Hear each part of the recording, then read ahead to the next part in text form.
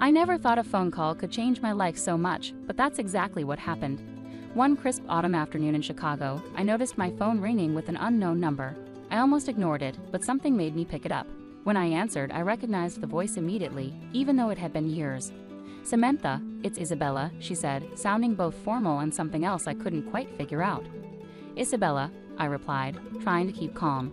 "What's going on?" Isabella, my sister who I hadn't spoken to in years, was calling to tell me our grandmother had died.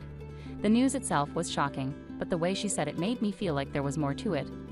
"I just wanted to let you know," she said with a hint of mockery. "I'm sure you're busy with your modest life."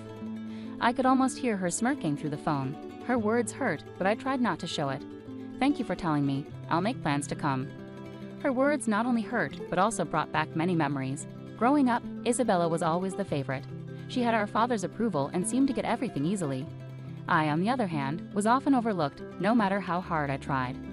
Isabella and I hadn't spoken much in years. After she had stolen my fiancé, David, from me, I cut ties with her and the rest of my family.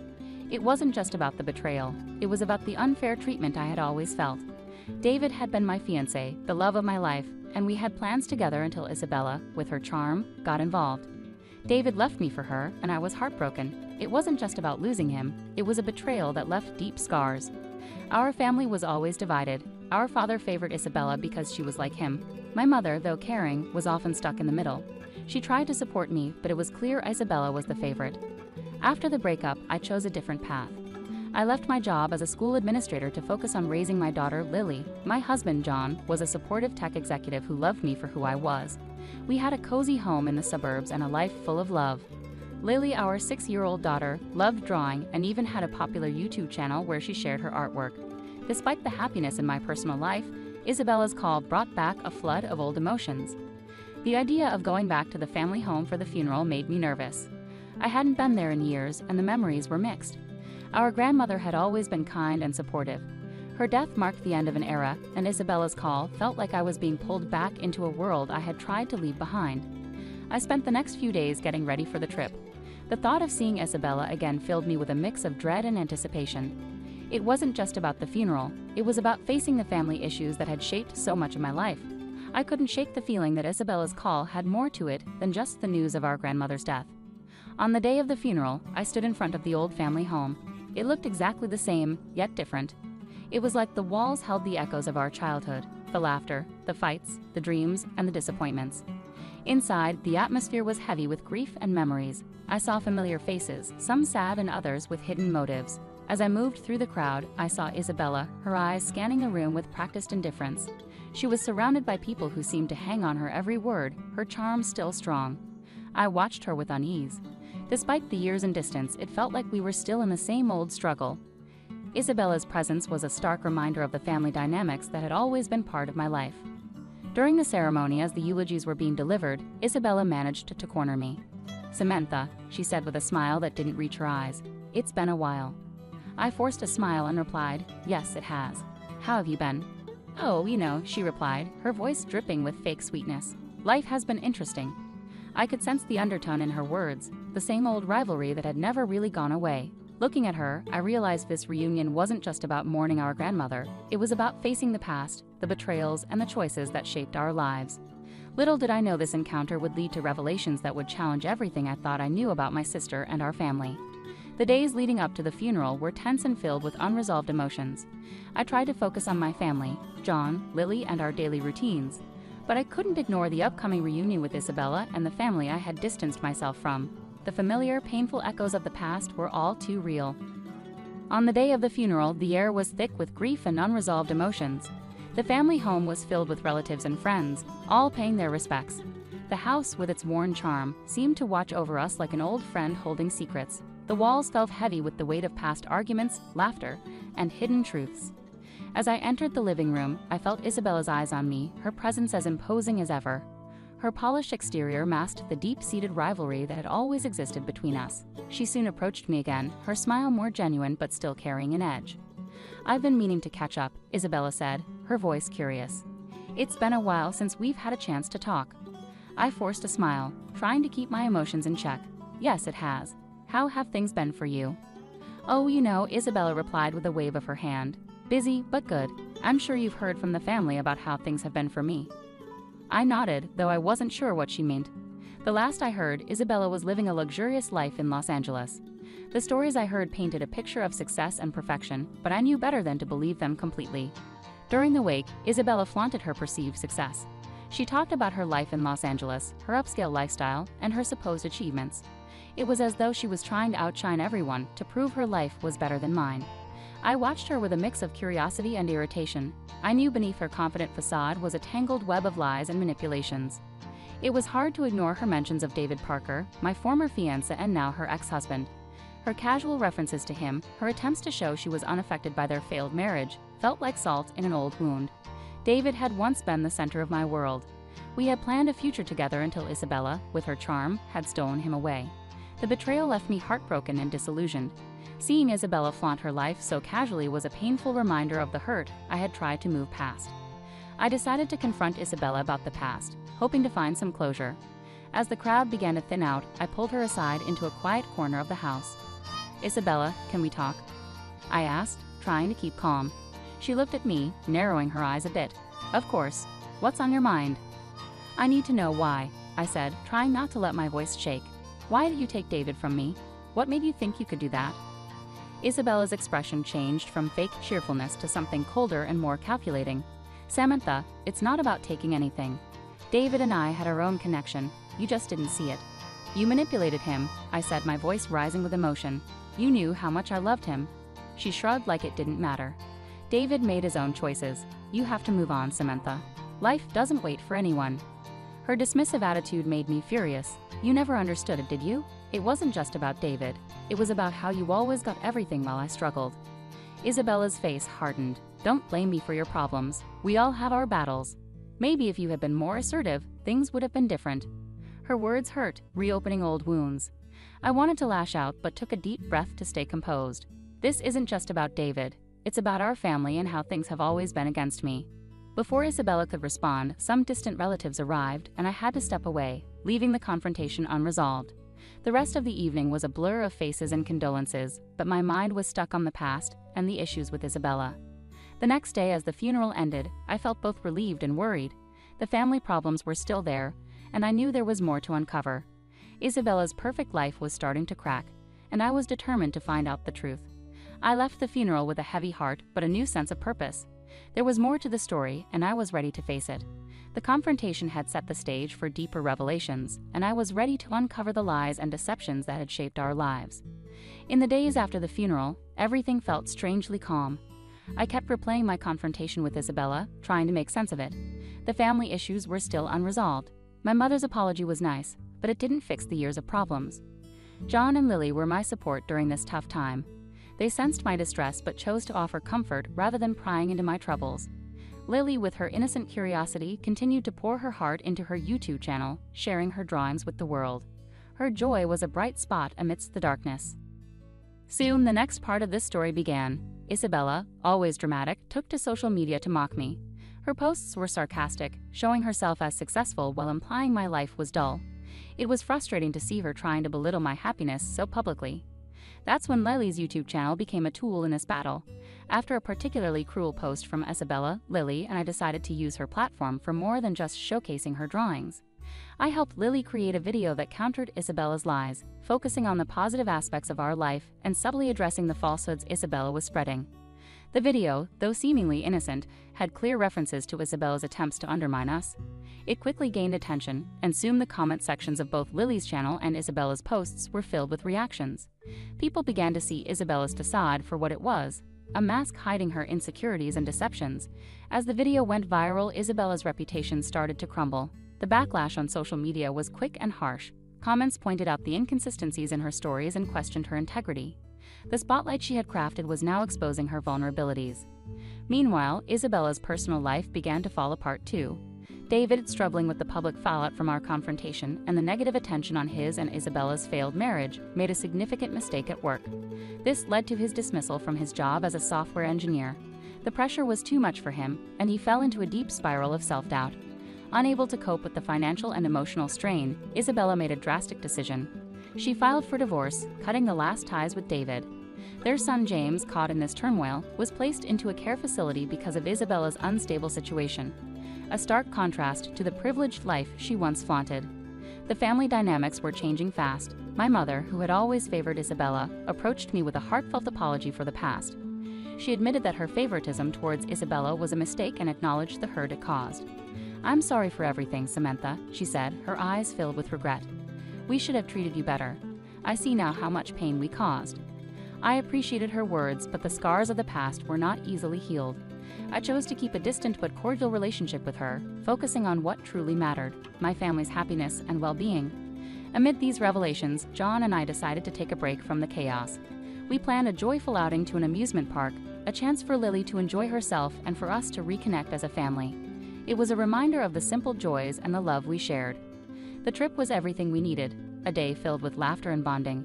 It reinforced the strength of our family and highlighted the content life we had built together. It was a much-needed break from the drama and reminded me of the importance of moving forward with love and support. As we enjoyed the day, I realized that while the past had its shadows, the future held the promise of light. With Isabella's downfall and the family's apologies, I felt a sense of closure. The journey was far from over, but for now, I could focus on cherishing the present and looking forward to a brighter future. The weeks after our trip to the amusement park brought a profound sense of calm. My life, once shaken by family discord, was finding its balance again. As I looked around at my little family, I realized how much we had grown through all the trials. Isabella's downfall was a hard lesson, but it was a reminder of the destructive power of envy and manipulation. Her failed attempts to belittle my life had only served to bring her own downfall into the spotlight. The divorce, the loss of her son to a care facility, and her diminishing reputation were harsh consequences of her choices. David, once a part of my life and now a figure of past regrets, faced his own challenges. His dismissal from his job left him struggling to find his footing. Yet, despite everything, I felt detached from him. My focus had shifted entirely to my own family and the life we had worked so hard to build. John and I continued to nurture our relationship, finding strength in each other. Our daughter, Lily, thrived in her creative endeavors. Her YouTube channel remained a beacon of joy and positivity, helping to distract from the negativity that had surrounded us. Watching her grow and flourish was a constant reminder of what really mattered. One day I received a letter from my mother. In it, she expressed her sorrow for the way things had unfolded and asked for forgiveness. Her apology was heartfelt, but I knew that mending our relationship would take time. I responded with kindness, acknowledging her regret while emphasizing the importance of moving forward. Our family dynamics had been permanently altered, but the experience had also brought clarity. My parents' favoritism towards Isabella and the subsequent fallout had taught me invaluable lessons about resilience and forgiveness. Healing from these wounds required more than just time. It required understanding and a willingness to let go of past grievances. In the quiet moments of reflection, I understood that the pain of the past had forged a stronger bond within my own family. John, Lily, and I were more connected than ever, and our shared experiences had deepened our appreciation for one another. We found solace in our daily routines and the small moments that brought us joy. As summer turned to fall, I began planning a new project, one that would honor the lessons learned and the family we had become. I started a community initiative focused on helping families navigate conflicts and build stronger relationships. It was a way to turn my experiences into something positive, offering support and guidance to others who might be facing similar challenges. Looking back, I saw how far we had come from those turbulent days. The confrontation at our grandmother's funeral, the subsequent revelations, and the social media battles had all led to a profound transformation. Isabella's story was a cautionary tale, but it was also a testament to my own resolve and the importance of moving forward with love. As I closed the final chapter of the story, I felt a sense of closure. The journey had been hard but also enlightening. The road ahead was filled with promise, and I was ready to embrace it with an open heart. In the end, it was the love of my family and the lessons learned that had guided me through. With John by my side, Lily's laughter brightening our days, and the community project taking shape, I knew that the future was ours to shape. As I looked forward, I carried with me the certainty that no matter what challenges lay ahead, our family's strength and unity would guide us through. Why are you, a total stranger, staying in our house for so long? My sister-in-law scolded me angrily. After losing my beloved husband, I continued living with my in-laws. Wasn't I allowed to be there? I never thought you were this kind of woman. Leave as soon as possible, she insisted. Even my usually kind mother-in-law began criticizing me harshly. If that's how it was, I'd leave on my own. These were the words screamed in my heart, but I suppressed them. I understand. I said while vowing revenge. My name is Gina, and I am 40 years old. I work as an elementary school teacher. My husband, James, also an elementary school teacher at a different school, was 42 that year. We were married for 12 years. We met at the first elementary school I worked at after graduating from college. James, 2 years my senior, was a reliable senior colleague who taught me various things about school life. Through work, we were drawn to each other and eventually got married. I loved children and became a teacher to spend time with them, but sadly, we didn't have any children. My father-in-law passed away in his 50s before we got married, and James lived with his mother until I joined the family. Thanks to the real estate and other assets inherited from my father-in-law, my mother-in-law was financially secure. However, since the beginning of our marriage, we had decided to pay $2,000 monthly to my in-laws. We had a dream we wanted to realize. Despite needing to save for it, we regularly transferred money to my in-laws for utilities, food, and a small rent out of a sense of duty. We continued to work as teachers, increasingly worried about the growing number of children not attending school.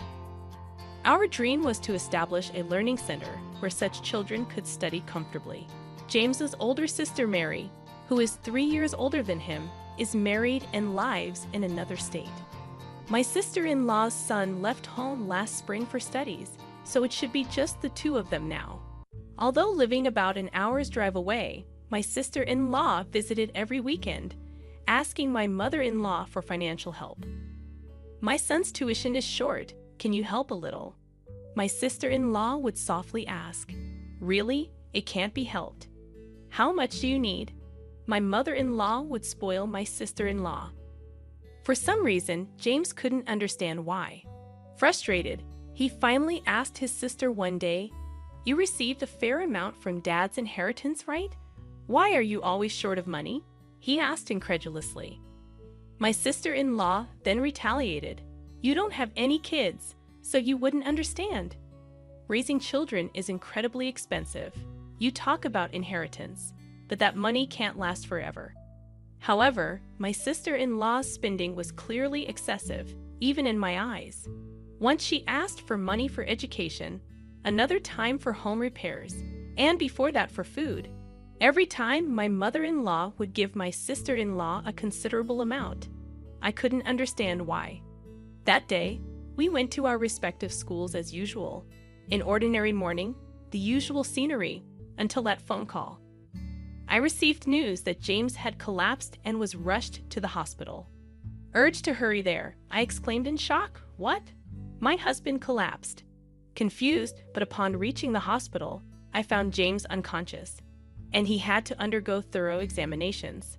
I wished it was all a bad dream, but despite aggressive treatment, James passed away that night.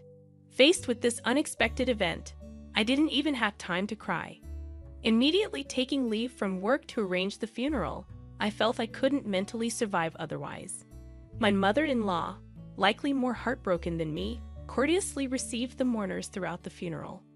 It was an opportunity to meet my sister-in-law's family again, my sister-in-law, husband Robert, and their son Alex, who was a college student, helped devotedly.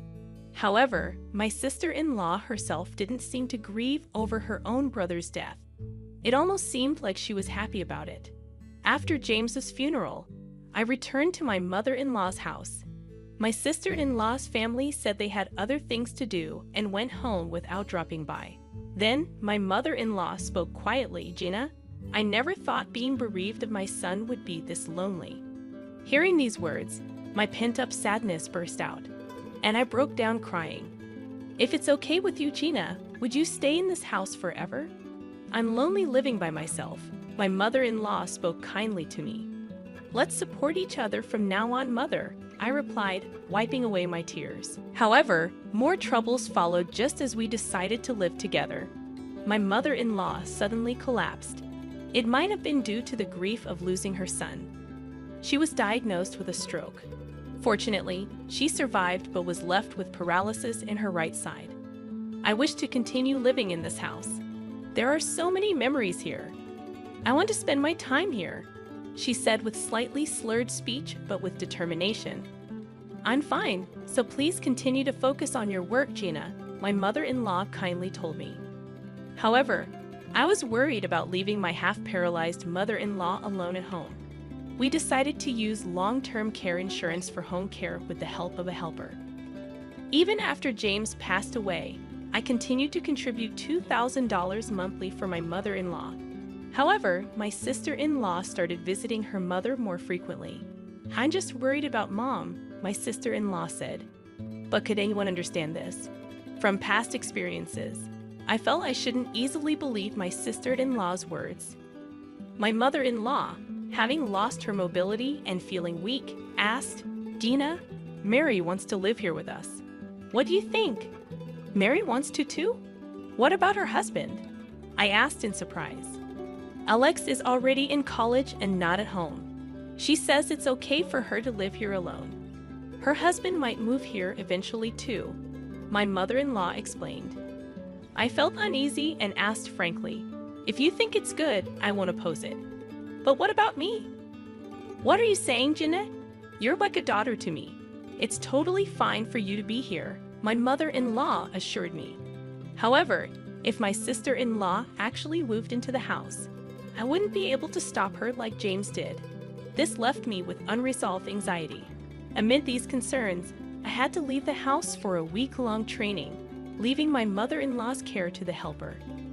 "Mother, I'll be away for a week from tomorrow, so please follow the helper's instructions," I said, trying to sound lighthearted to ease my mother-in-law's anxiety. "Don't give money to Mary if she comes, and if something seems odd, contact her husband too." I was very worried about the possibility of my sister-in-law visiting the house during her absence. I couldn't concentrate on my training because of this worry. Upon returning home after a week, I was greeted by my sister-in-law. "Welcome back. Mom wants to talk to you." My sister-in-law looked at me with a smug smile. I had an ominous feeling entering the living room. My mother-in-law looked at me with a displeased expression. "I'm back," I greeted timidly, overwhelmed by the atmosphere. "Gina, were you trying to kick me out and put me in a facility?" My mother-in-law suddenly accused me with anger. Confused by the situation, my sister-in-law chimed in, "Hey, Gina, remember what you said before? You said, 'I want to put Mom in a facility.' It's too much to handle her, didn't you?" She continued as if I had said such a thing. "It's okay, since you're a stranger anyway. I'll take care of Mom from now on. So you don't need to be here anymore," my sister-in-law said to me with a deliberately harsh face. My mother-in-law also showed her anger, screaming at me with a fierce look. "I can't believe it. You're a nuisance. Just leave quickly." "Understood. I will leave."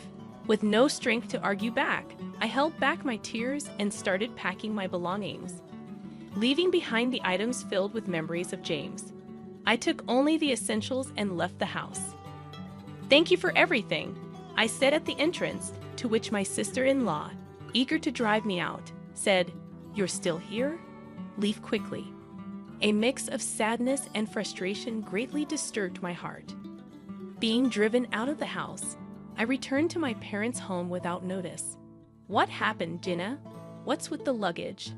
My mother couldn't hide her surprise at my sudden return. "Sorry for the suddenness, but right now, I don't want to talk about it. I'll go to work from here, so please leave me alone for a while." The room I used to occupy at my parents' house was now empty. I laid down the luggage on the floor and gazed at the ceiling, letting my thoughts wander. What did my sister-in-law plan to do with her own family? My mother-in-law had mentioned that Robert might eventually move in with her, but I never sensed such intentions from my sister-in-law. I wanted to think it was none of my business anymore, but I couldn't stay silent when I thought of my mother-in-law. Then, I remembered something. The day before James collapsed, he tried to tell me something and was about to hand me an envelope, but he was called away by his mother, and I never got to hear about the envelope from him. What could be inside it? Could it be a will? I was worried. Hesitantly, I opened the envelope and checked its contents. Seeing what was inside the envelope, I was astonished. The next day, I left for work from my parents' house, reported my training to the principal, returned to my duties, and ended the day as if nothing had happened. "Excuse me, I'm leaving now," I said as I prepared to leave. And a colleague said to me, "You must be tired from the training. It must have been tough losing your husband. Don't overdo it." However, the reason I was in a hurry to get home wasn't due to fatigue or the sorrow of James' death. I needed to contact Robert and ask about the situation with my sister-in-law. Considering it might turn into a serious conversation, I was hesitant to use my personal phone in a public place where anyone could overhear. On my way home, I sent an email to Robert expressing my desire to talk to him in person. "I have something to talk about regarding my wife too," Robert replied immediately. When I got home, I locked myself in my room and called Robert. He seemed to have been waiting for my call and responded immediately. "Gina, I'm glad. I was just about to contact you." Robert started with a relieved voice. I told him about Mary staying at her mother's house and went on to explain that she was making false claims. "Oh, you are?" my mother said, surprised at Robert's sudden appearance. "Yes, he's the husband of my late husband's sister." "Mom, you've met him before, haven't you?" I explained. My mother couldn't immediately recall who he was, but eventually remembered.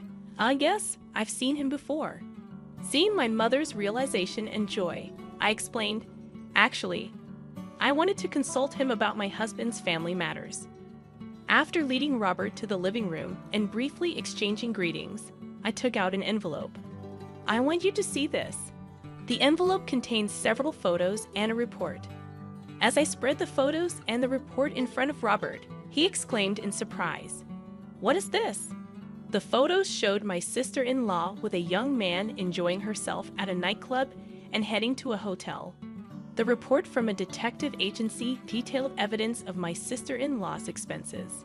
James entrusted this to me before he passed away, and since he died before we could discuss it, I had only recently looked at it. I explained the situation to Robert. James had suspected his sister of reckless spending and had secretly commissioned an investigation intending to discuss the results with me, but he passed away before he could. Robert trembled with anger at the photos. I thought she was frequently leaving the house, but to think she was doing this. With a sigh full of indignation, Robert said, "Gina, can you come with me right now? This situation can't be ignored." I had intended to do so from the start and nodded immediately. 30 minutes later, we arrived at my mother-in-law's house and rang the doorbell. "It's Gina." "I've come as promised," I said, and soon heard my sister-in-law's annoyed voice. "How long do you plan to make me wait?" The sound of unlocking the door came, and the door opened. "Come in," my sister-in-law greeted us. But upon seeing Robert, she tried to close the door. Robert quickly grabbed the doorknob. "Mary, we need to talk. Can you listen for a moment?" he said, holding the door. His voice was calm, but his anger was palpable. My sister-in-law struggled to close the door, but couldn't overpower the man's strength, and eventually had to leave it open. "Fine, what do you want?" she said, allowing us to stay at the entrance, seemingly not wanting my mother-in-law to be aware of Robert's unexpected visit. "Is that you in these pictures? Who's the man next to you?" Robert asked, confronting his wife with the photos. "Where did you get these? No way." Mary was shocked upon seeing the photos. "Do you remember?" "Well, who is this? Answer me." Robert, usually mild-mannered, pressed his wife. "Just a friend. Can I have young friends?" My sister-in-law retorted, defensively. "Don't lie. I know everything." Robert yelled at her. "Why? Who told you?" Realizing my sister-in-law could no longer continue her lies, she looked defeated. "Your late brother James was concerned about your spending and had it investigated." Robert calmly revealed the truth. "You demanded money from your mother and squandered it all on a nightclub. I'm aware of the entire situation." Robert continued, trying to contain his anger. "It's hard enough to pay for Alex's tuition, and you exhaust our living expenses and still dare to ask for more money. What a comfortable life, huh?" He continued, his voice filled with rage. His anger did not subside. "That's enough. I don't care if you leave us. We're getting a divorce," he coldly declared to her. "What?" My sister-in-law muttered in shock. "Didn't you hear me? We're getting a divorce. I'll send the divorce papers later. Fill them out and send them back," Robert stated bluntly. At those words, my sister-in-law collapsed onto a seat. Later, my sister-in-law and Robert proceeded with the divorce through a lawyer and ultimately finalized it. They agreed to consider her spending at the nightclubs as a reason for compensation and to share the payment of Alex's tuition until his university graduation. However, there was a possibility that she might default on the payments, so they agreed that a lawyer would collect the payments monthly. After receiving her share of my father-in-law's inheritance, my sister-in-law had squandered it all on her expenses at the nightclub and then set her sights on my mother-in-law's property. But she found the bank account balance to be lower than expected, and her plan failed. In fact, it seemed that the money James and I had been giving my mother-in-law was used for living expenses and given to my sister-in-law as she demanded, leaving almost no savings behind. My in-laws' house belonged to my mother-in-law, and there was probably no more money left to give to my sister-in-law unless the house was sold. I learned from the caregiver that my sister-in-law, realizing her failure, had abandoned my mother-in-law and left. Meanwhile, my mother-in-law continued to live a modest life alone with the help of the caregiver. "Mommy." I heard my daughter's voice, sounding surprised and worried. I tried hard to stay awake, but I couldn't, and I fell unconscious right in front of her. When I woke up, I was in a hospital bed. My daughter was holding my hand tightly, not wanting to leave me alone. I felt bad for scaring her. I was about to say sorry when she spoke first. "Mommy, the baby in your tummy says they don't want Daddy to erase them." Her words surprised me. "My name is Linda Williams. I'm 27 years old, and I take care of our home. I live with my husband, Mark, who is 2 years older than me, and our daughter, Sarah, who is 4 years old. Before, I used to work as a sports trainer, but I had to stop because I got pregnant. It made me sad to leave my job, but I wasn't feeling well often after I found out about the pregnancy, so I didn't have a choice. It was tough for me to quit, but there were some good things too. Before that, Mark didn't really help out much with chores or taking care of Sarah, but he started doing more to help me out. Even though I was worried about my health, I was happy to see Mark changing. I thought things would be okay. "Mommy, wake up. It's morning." I woke up to Sarah's voice, and it was already 7 a.m. Sarah's daycare bus comes at 7:30 a.m., so I got up quickly. "Oh no, Sarah, we have to get ready fast. What happened? We slept too late. If we don't hurry, we'll miss the bus." While brushing my teeth, I worried that Sarah might get confused. When I left the room, I realized I hadn't seen Mark anywhere. He usually leaves by 7:15 a.m., so he should still be at home. Maybe he's downstairs having breakfast. I felt a bit annoyed that he didn't check on us, but I headed for the stairs. Then it happened. I slipped, and for a moment, I felt like I was flying through the air. I'm going to fall. I reached out instinctively and grabbed onto the handrail, stopping myself from tumbling down the stairs. Phew, that was close. I immediately put my hand on my stomach, but I didn't hit it, and it didn't hurt. Just as I let out a sigh of relief, Sarah, looking worried, rushed over. "Mommy, are you okay?" "I'm fine, honey. Sorry for scaring you." I reassured Sarah as I hugged her tightly. Then Mark, hearing the noise, hurried over from downstairs. "What happened?" I slipped and almost fell down the stairs. "Whoa, be careful." "I'm sorry, but it felt like the floor was really slippery and... Wait a minute. I noticed that the floor looked cleaner than usual. I hadn't noticed before, but the wooden floor in the hallway was shining, like someone had polished it. Mark then explained in a flustered tone. "All right, I waxed the floor last night." "Waxed? Why did you suddenly decide to do that?" "I noticed it while cleaning the floor, but I guess I got a little too excited." "I'm sorry," Mark explained. "Oh, I see." I was surprised that he had waxed the floor, something he had never done before. But lately, he had been helping out a lot more with chores around the house. So maybe he was starting to notice the little things. Once men start paying attention to details, They just can't stop, can they? Even though it seemed a bit strange, I decided not to worry about it. A few days later, on a Sunday, Mark had to work, so I took Sarah to the park by ourselves. Before, I used to run around and play with Sarah, but I couldn't do that now. I watched Sarah happily playing on the swing, with a water bottle Mark had prepared for me in my hand. Who would have thought that Mark would start preparing things like a water bottle for me?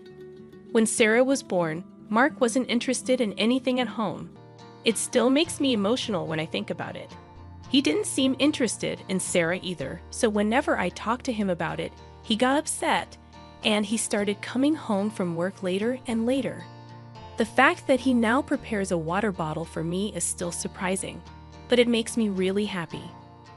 Thinking about this and feeling a bit thirsty, I decided to take a sip of the tea Mark had made for me. Then, Mommy, Sarah called out suddenly. After drinking about a quarter of the bottle, I suddenly felt dizzy and started to feel unsteady on my feet. I held onto the swing's fence for support, but even then, I could feel myself getting weaker, and it was hard to stay standing. Mommy, what's happening? Help, Mommy! I heard Sarah's voice, sounding surprised and worried. I tried my best to stay conscious, knowing that if I fainted, Sarah would be left alone. But despite my efforts, I collapsed while shielding my stomach. When I woke up, the first thing I saw was the bright white ceiling above me. I felt disoriented for a moment, but then I noticed the smell of disinfectant and saw a nurse approaching, asking, "Are you okay?" It dawned on me that I was in a hospital, and then I thought of Sarah. "Excuse me, do you know where my daughter is?" She was with me when I passed out. I asked the nurse as I sat up. She nodded understandingly and reassured me with a smile. "She came to the hospital with you in an ambulance. She should be with your husband now." My husband. He left work early to come here. He arrived a little while ago. He's such a caring husband, the nurse informed me before leaving the room to call them. Feeling relieved that Sarah wasn't alone, my head started spinning again, and I collapsed back onto the bed. Why did I faint when there were no issues during my previous prenatal checkups? Was it because I moved around too much, or did I eat something bad? As these thoughts raced through my mind, I suddenly remembered the tea from the water bottle that I had drunk just before I fainted. Come to think of it, that tea, just as I pondered this, the door opened and the nurse, a doctor, Mark, and Sarah entered. "Mommy," Sarah exclaimed with relief. "Sarah, I'm so glad you're here. I'm sorry for leaving you alone," I said, relieved to see her. "I'm okay. But what about Mommy? Are you okay, Mommy?" Sarah asked, sounding worried. "Yeah, I'm feeling better now," I reassured her, patting her head as she rushed over to me. The doctor smiled beside me. In the end, the doctor decided that I needed to stay in the hospital for 2 or 3 days. After they finished examining me, both the doctor and the nurse left the room. Mark said, "I'll go get a drink," and he left too. In the hospital room, it was just me and Sarah. Then Sarah seemed a bit uneasy, like she wanted to say something. "What's on your mind, Sarah?" I asked. "Mommy, can you promise not to tell Daddy a secret?" Sure, but why?" I was curious, but I agreed, and Sarah leaned in closer to me with a serious expression. "The baby says they don't want Daddy to make them disappear." Huh? I was momentarily stunned, unable to comprehend what Sarah was trying to say. Sarah then looked a bit frustrated and spoke louder. "The baby says Daddy's being mean, and the tea in the water bottle." Her words caught me off guard. I had also noticed an odd bitterness in the tea from the water bottle. When I drank it, I thought maybe Mark had bought a different kind of tea, so I didn't think much of it at the time. But now, thinking back, I felt a wave of dizziness right after drinking that tea. A small part of me wondered if there was a connection to my fainting spell. "But what does it mean?" the baby is saying. "Hey, Sarah. Sorry I took so long. The cafeteria was busy." Mark interrupted as he walked back into the room. I was so surprised by his sudden appearance that I couldn't bring myself to ask Sarah further about what she meant. Sarah seemed uncomfortable and buried her face in the bed. Is everything okay? Mark asked, noticing the tension in the room. Nah, it's nothing, I replied, trying to brush off the tension. Well, whatever. I'm heading home for today. I have work tomorrow.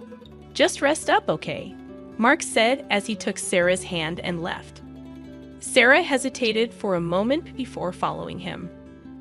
Let's go home with Daddy today. Mommy is staying at the hospital, Sarah said as they left. Oh, okay, I replied, feeling uneasy as they walked out. I couldn't shake off the worry about Sarah, but there wasn't much I could do at the moment. I just had to focus on getting discharged as soon as possible and settled back into bed. But Sarah's unsettling words lingered in my mind, making it hard to sleep. 3 days later, I was discharged from the hospital while my husband was at work, so my friend Kimberly came to pick me up. Kimberly was a friend from the gym where I used to work, and she had been looking after me since I had to quit due to my health condition. I was shocked to hear you fainted, but you seem to be doing much better than I thought. I've been sleeping so well in the hospital that I feel much better. I'm glad. I was worried because you're pregnant, Kimberly said as we talked in the car on our way home. As we chatted, I couldn't shake off a feeling of unease. I had been feeling tired and foggy-headed lately, but surprisingly, I started feeling better after just a few days in the hospital. It struck me that the only significant change during that time was that I had been taking a break from household chores and childcare, and I had been eating balanced meals in the hospital. And then it hit me. So that means I didn't eat Mark's cooking yesterday. I recalled several odd occurrences since Mark had taken over the housework. Besides almost slipping on the freshly waxed floor, there were other incidents that bothered me. Things would be placed in unusual spots, causing me to trip. Once I was told the shower was ready, that there was no hot water, only cold water. It happened often, especially during winter, which made me rush to the hospital out of concern for the baby. Thankfully, everything was fine, but it was incredibly stressful. I had initially dismissed these incidents as simple mistakes caused by Mark's lack of experience with housework. But upon reflecting on them now, each one seemed like it could have serious consequences if one wrong step was taken. Linda, we're here? Kimberly's voice interrupted my thoughts. Oh yeah. I realized we had arrived at the house. Seeing my quiet demeanor, Kimberly looked at me with concern. If you're not feeling well, you should let me know, okay? Yeah, I will. Thanks. You should rest for today at least. I'll go pick up Sarah, okay? Thank you, I really appreciate it, I said as we got out of the car together. I made a mental note to have a proper conversation with Sarah once she returned in the evening. When Sarah came home with Kimberly, she even brought some deli food for dinner and told me to call her if anything happened before leaving. She was like a superhero, and I couldn't help but feel grateful. As we ate dinner with the deli food Kimberly had brought, I felt surprisingly well, so I decided to talk to Sarah again. Can we discuss what happened the other day? I asked, and Sarah nodded seriously. Sure, Mommy. What do you want to talk about? She asked. Do you think you could talk to the baby in my belly, Sarah? Yes, Sarah nodded firmly. Her sincerity was evident, and I couldn't help but believe her. Then can you tell me again what the baby is saying? I asked. Well, the baby is scared of Daddy, Sarah began, her voice serious. Daddy is trying to hurt us on purpose and separate Mommy and the baby, so the baby is holding onto Mommy as tightly as possible. I was speechless at Sarah's words. Though her explanation was simple, it connected all the strange occurrences, and I couldn't shake the feeling that they were deliberate attempts to harm the baby. The realization sent shivers down my spine. Mommy, what's wrong? Are you in pain? Sarah asked, tears welling up in her eyes, clearly worried about me. Sarah, I'm sorry, I'm okay. I reassured her, hugging her tightly as I wiped away her tears. In that moment, I made a silent vow to myself. I needed concrete evidence or no one would believe what was happening. The next day, after watching my husband leave for work, I retrieved a baby monitor from the back of the closet. It was something we used when Sarah was a baby. If this revealed what I feared, it would be terrifying. But if it showed nothing, that would be a relief too. With a glimmer of hope, I hid the camera behind a houseplant. A few days later, I mustered the courage to check the footage. What I saw was beyond anything I could have imagined. It shattered the small hope I held onto. And in that moment, I made a decision. I wouldn't let this go unpunished. A week or so passed since I saw the footage. Earlier in the day, I had left Sarah at my parents' house. Now, I had tidied up the entire house and prepared a perfect dinner before Mark came home. Mark finally arrived and was surprised to see the elaborate meal set on the table. "What's going on?" "I could have made dinner." "I can't let you do anything dangerous anymore," I said firmly. "Huh? What do you mean?" Mark asked, a hint of caution in his eyes. "I mean exactly what I said. What have you been feeding your pregnant wife all this time? I don't understand it at all." "My health has improved significantly since I stopped eating your cooking for the past week," I explained, my tone serious. Mark seemed slightly shaken by my words. As I continued to speak, I noticed his expression shifting. "I've been pretending to eat your cooking and throwing it away," I confessed. Mark's eyes widened in surprise. Meanwhile, as I investigated around the house, I noticed that the non-slip pad under the rug was missing, and the anti-tip device on the bookshelf next to the bed had been removed. It sent shivers down my spine. These actions weren't just aimed at our baby, they implied that I was also a target. When I glanced at Mark, I noticed his mouth twitching as he attempted to force a smile. Suddenly, I recalled instances when body wash had spilled on the bathroom floor after a shower and items had fallen from shelves. If I had slipped and hit my stomach during any of those incidents, it could have been disastrous. Those were just coincidences, right? Maybe I just made a little mistake, I mused aloud. I thought so too, until I saw this. I thrust my phone in front of his face and played the footage recorded on the baby monitor. In the video, Mark was clearly heard speaking on the phone. "I understand, but it's not going as planned. It's surprisingly difficult to make someone disappear in an accident. Well, 2 people.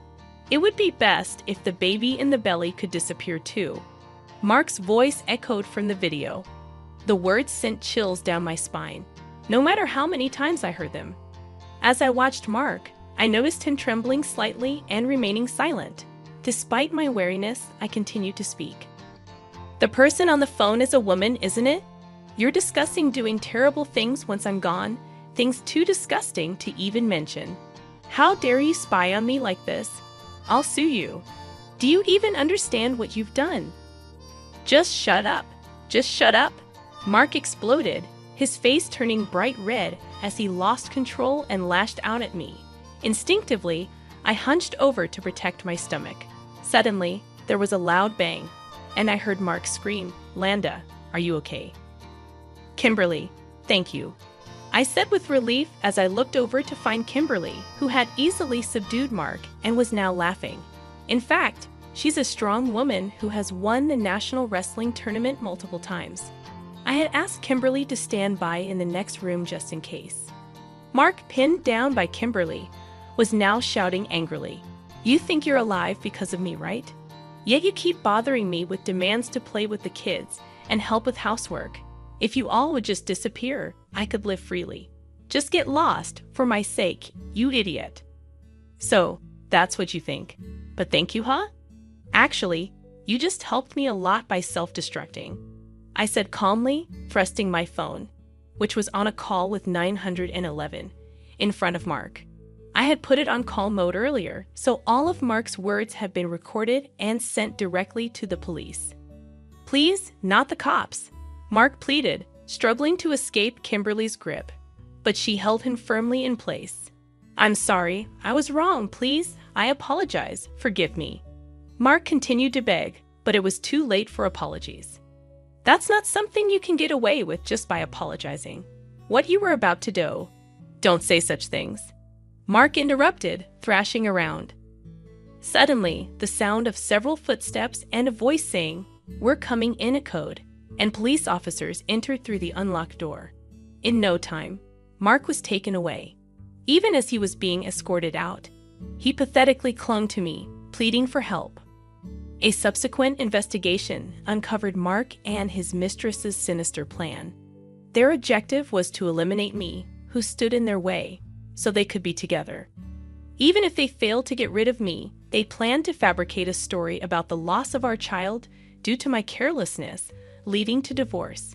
Moreover, they hoped to blame me for the incident to claim compensation during the divorce proceedings. The audacity of their scheme leaves me speechless. Even now, the thought of what could have happened if I hadn't noticed anything sends chills down my spine. Mommy, the baby is happy. She says she can always be by your side, Sarah said as soon as I picked her up. Yes, I'm so glad. It's all thanks to you, I said, thanking my daughter from the bottom of my heart as tears of relief flowed. Mommy, why are you crying? The baby is looking forward to meeting you. I'm also very excited, Sarah said, noticing my tears. A month after Mark's arrest, our divorce was finalized. A few months later, with Matt by my side, I gave birth to a healthy baby girl. Sarah was overjoyed to meet her little sister and has since become a very reliable big sister.